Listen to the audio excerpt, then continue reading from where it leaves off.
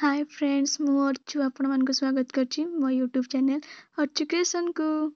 सो आज होची पवित्र रथ यात्रा।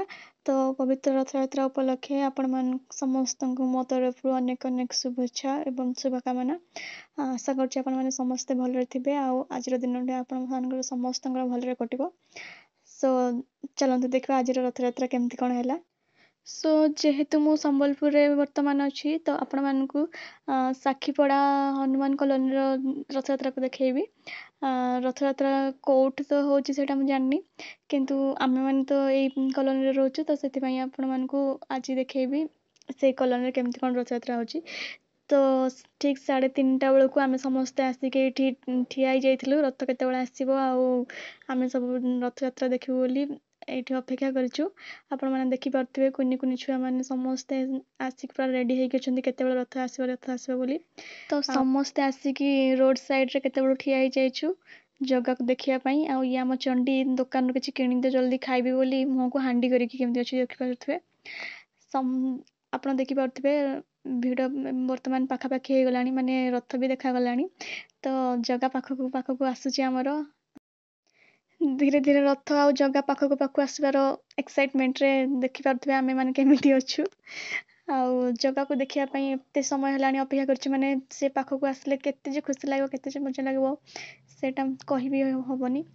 तो फाइनाली अपेक्षार अंत घटी जगह आम पाखक पाखक चली आसी देखापी आम मैंने पूरा एत खुशी एत एक्साइटेड होछु कौन कहबी आ देखिपे समस्ते केते सुंदर सजबाज होगी पूरा मस्त आकार देखा जाउछंती आउ केते सुंदर डांस करिकी जगह को आगको नहीं आछंती झियो पुओ समस्ते मिसिकी केते सुंदर डांस करछंती आउ आमे माने एमिति पागल भलिया अनेचु पागल भलिया माने जगह को देखिया पई खुशी रे पागल हो गलोनी माने केते बेले जे जगह हमको देखा देबो सेटा भाभी भाभी ही पागल हो गलोनी आउ देखि एटा भी देखुछु जे छोट छुआठू नहीं कि बुढ़ा जाए समस्ते केते खुशी रे नाचुथिले जगह को देखिकी केते खुशी होथिले से सब को देखिकी ही आमे सब किछि भूली गलु नहले आमे भी भाबुथिलु डांस करबो केते कोन करबो किंतु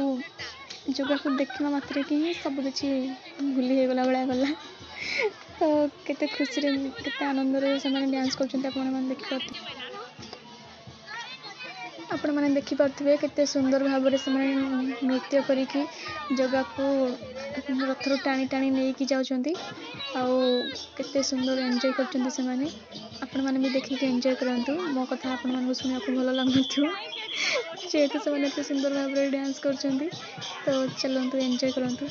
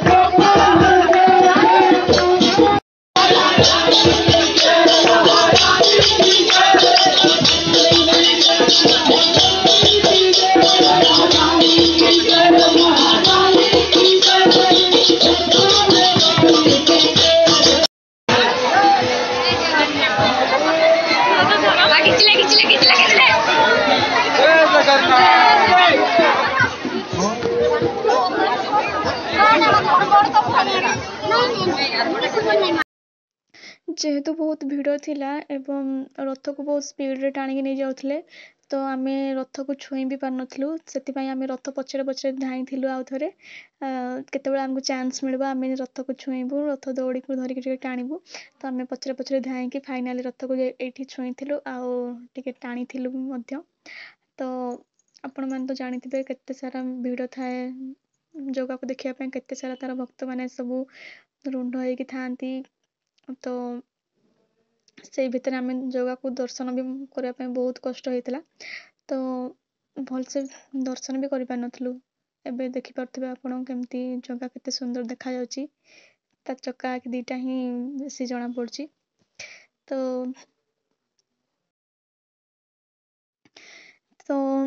ଫାଇନାଲି ଆମକୁ ଶାନ୍ତି ମିଳିଲା କି ଆମେ ଜଗାକୁ ଦେଖିଲୁ, ରଥକୁ ଟିକେ ଛୁଇଁଲୁ।